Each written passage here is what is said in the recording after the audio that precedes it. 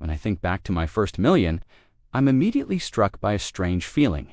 It wasn't the grand cinematic moment you see in movies or on social media. There was no toast with expensive champagne, no triumphant smile in the office. It was just a quiet, simple, almost mundane moment. I opened my phone and saw a figure in my account that from that moment on would change my life. But the journey to that moment, that was what truly mattered, and every step shaped me more than any amount of money ever could.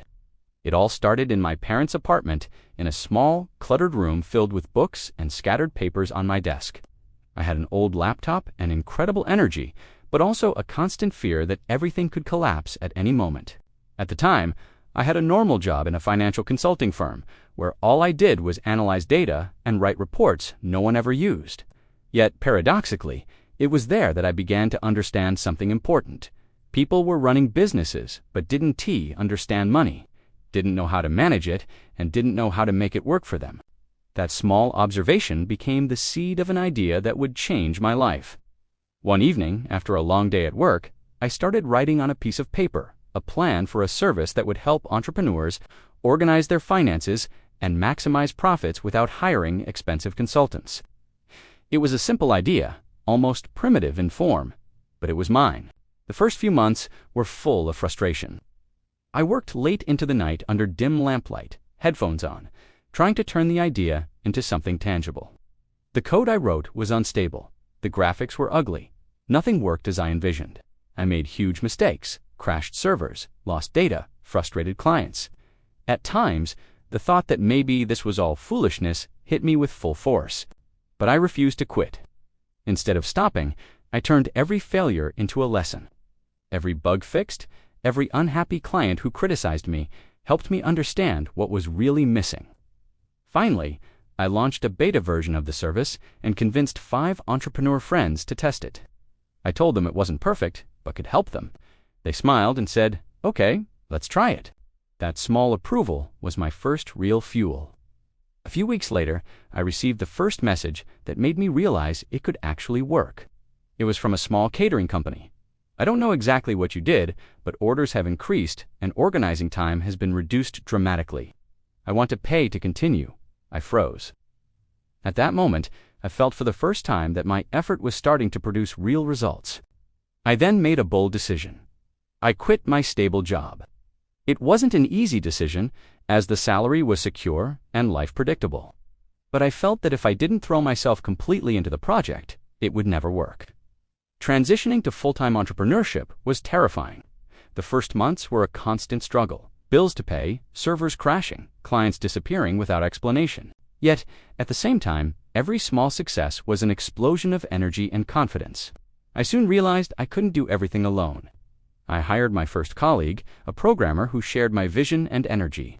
Together, we worked days and nights, testing features, fixing errors, talking with clients to understand what they truly wanted. That collaboration was crucial. From an almost invisible project, we began building a service with real value. The turning point came when I launched a limited free version of the service to attract users. Within weeks, hundreds of people signed up, then thousands. Many didn't pay, but their feedback was pure gold. I began to understand how to optimize the product, implement upgrades, and deliver something genuinely useful. Shortly after, a business influencer, Identino, posted a brief review. A surprisingly useful service for entrepreneurs. Those words changed everything. The client base grew exponentially. Within a year, I had hundreds of paying clients, then thousands. It was a strange mix of excitement and panic. On one hand, I could see success. On the other, I felt the immense pressure to keep the service functional and stable. Yet with every new client, every positive review, every new upgrade, I felt the dream becoming real. I will never forget the day I first saw the $1 million figure. I was alone in the office, opened my banking app, and saw the total balance over $1 million. I sat there with my phone in hand for minutes, unsure of exactly what to feel. It wasn't euphoria.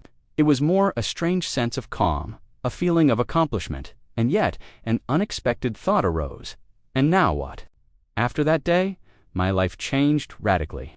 I moved the office to a larger space, hired more people, and began investing in product development and the team.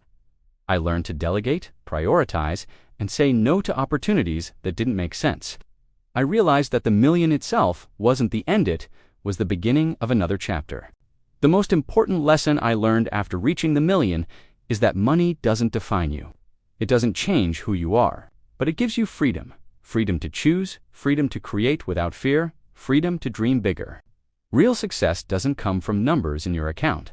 It comes from the process that gets you there. Sleepless nights, failures, lessons learned, and the courage to keep moving forward when everything seems impossible. Looking back now, I realize my first million wasn't about money.